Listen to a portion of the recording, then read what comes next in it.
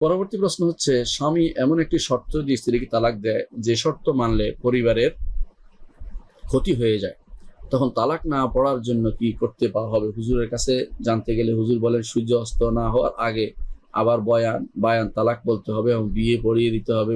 বলেন এটা কি সঠিক নিয়ম ছিল না ভুল ছিল?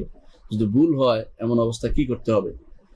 দেখুন, শর্ত যদি এমন শর্ত দেয় যে শর্তটি পরিবারের ক্ষতি হয়, যেমন ধরো বললো যে তোমার মায়ের সাথে কথা বললে তুমি তালাক, কেউ বললো ক্ষতি হয়, সম্পর্ক রক্ষা, মায়ের সাথে কথা বলবে না কেন? তাহলে এখন সে চিন্তা করবে কথা বলবে কিনা, আসলে তালাক হবে। যদি সে এটা শর্ত দেয়,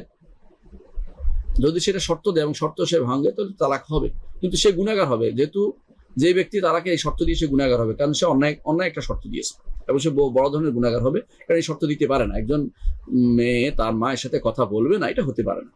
এই শর্ত কখনো গ্রহণযোগ্য না, কারণ এটা হচ্ছে সালাহ রহমি রেহান, আত্মীয়তার সম্পর্ক কর্তন করা, এটা কখনো জায়েজ নেই, এটা হারাম। তো কিন্তু তালাকটা কিন্তু হয়ে যাবে। এখন হুজুর যে বলেছে যে সূর্যাস্ত না হওয়ার আগে আবার বায়ান তালাক বলতে হবে এবং বিয়ে পড়িয়ে দিতে হবে, এগুলো হচ্ছে হিলা। এই হিলা করা যাবে না। বরং তারা যদি তালাক হয়েও যায়, আল্লাহ তাআলা তার জন্য স্বামী মিলিয়ে দিবে আর তার জন্য স্ত্রী মিলিয়ে দিবে, কোনো সমস্যা নেই।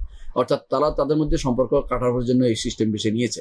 এখন যদি বলে যে একবার বলেছে তাহলে এক তালাক হবে, কিন্তু সন্দেহ নেই, এক তালাক হলে তো কোনো সমস্যা না, আর দুই তালাকের মালিক আছে, তার স্ত্রী থাকতেই পারছে। আর যদি তিন তালাক হয়ে যাবে বলে, তখন তিন তালাক হবে এবং সে অন্যখানে বিয়ে বসতে পারবে, আর সেও অন্য জায়গায় বিয়ে বসতে পারবে। সুতরাং হিলা করা যাবে না। আমাদের দেশে হিলার মধ্যে অনেকে খুব পছন্দনীয় জিনিস পান, যে এটা করে হিলা করে বাঁচাইতে হবে। এখন বায়ান তালাকের জন্য আপনি বায়ান তালাক বলতে হবে। কি হবে বায়ান তালাকের? আগে একটা তালাক হয়েছে, এখন বায়ান তালাক হয়েছে, তো কি হইলো? সূর্যাস্তের পূর্বে কেন? এটার কোনো কারণ নেই, সূর্যাস্ত পরের সাথে কোনো সম্পর্ক নেই এখানে। তো এখানে বায়ান তালাক যদি দেওয়া হয়, তাহলে কিন্তু সে আগের তালাকের কারণে সে তো এক তালাক হয়ে গেছে, আর বায়ান তালাক আসতেছে না। যদি এক তালাক হইলে তার কিন্তু দ্বিতীয় তালাক হয়ে গেছে বায়ান তালাকের কারণে, তো এখন আবার নতুন করে বিয়ে করতে হবে। এই জন্য বুদ্ধি করছে তারা এটা, যে এক তালাক তো আগে হয়েছে, দ্বিতীয় তালাকে বায়ান হয়েছে, এখন নতুন করে বিয়ে করতে হবে। এত তালাকে তো এত দরকার ছিল না। যদি আগেটা যদি এক তালাক হয়ে থাকে, তো তার ঘরে থাকতে পারতেছে, এখানে বিয়ের কোনো সমস্যা নেই। আর যদি এরকম না হয়, যদি আগেরটা তিন তালাক হয়ে থাকে, তাহলে বায়ান তালাক দিয়ে কোনো লাভ নেই। তাহলে এই মাসালা তো তাদের মধ্যে আসতেছে না, এটা ভুল বলতেছে। হ্যাঁ, এখন যদি বলেন যে না, আমার উদ্দেশ্য এটা, যে যদি কোনো সে বায়ান তালাক হয়, তাহলে তো নতুন করে বিয়ে করতে পারবে, এটা তো ওই সময় হবে যদি আগে তিন তালাক না হয়। আগে তিন তালাক হতে বায়ান তালাক তার হচ্ছে না, এটা খেয়াল রাখতে হবে আমাদেরকে। কিন্তু এই জাতীয় হিলা করা না বুঝেই অনেকে করেছেন বলে আমার মনে হচ্ছে, ঠিক বলেননি। তো এই অবস্থায় করণীয় হচ্ছে যে স্বামী কয় তালাকে নিয়ত করেছে, একবার হয়ে গেলে দ্বিতীয়বার এটা আসবে না। অর্থাৎ এমন হইতে পারে তোমার মায়ের সাথে কথা বলে তালাক, এটা এই জন্য নয় যে মায়ের সাথে যতবার কথা বলে তালাক হয়ে গেছে, দ্বিতীয়বার আবার যদি শর্ত না দেয়, দ্বিতীয়বার সেটা হবে না। অর্থাৎ এক শর্ত সবসময় চলবে না, এটা ওইখানে কাট অফ হয়ে গেছে। কিন্তু অটুকুর মধ্যে আপনাকে থাকতে হবে, অথবা এই জাতীয় কিছুর মধ্যে আপনাকে থাকতে হবে যে একটা তালাক হয়েছে, দিকে আরো দুই তালাকের সম্পর্ক কি আছে, এরপর থাকতে হবে।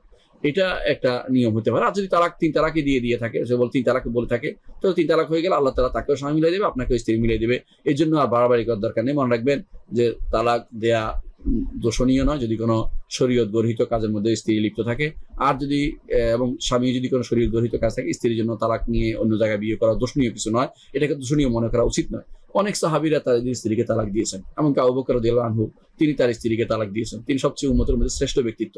তালাক দেওয়া দোষের কিছু না। তালাক আবগাদুল হালাল নামে যেটা প্রচলিত আছে আমাদের সমাজে, যে তালাক হচ্ছে সর্বনিকৃষ্ট হালাল, কথাটা শুদ্ধ নয়। হালাল জিনিস আবার সর্বনিকৃষ্ট হতে পারে না, এটা কোনো সহিহ হাদিসে সাব্যস্ত হয়নি। এটা হচ্ছে দুর্বল হাদিস, এই জন্য এটা দিয়ে দলিল দেওয়া যাবে না। আশা করি বিষয়টা বুঝছেন।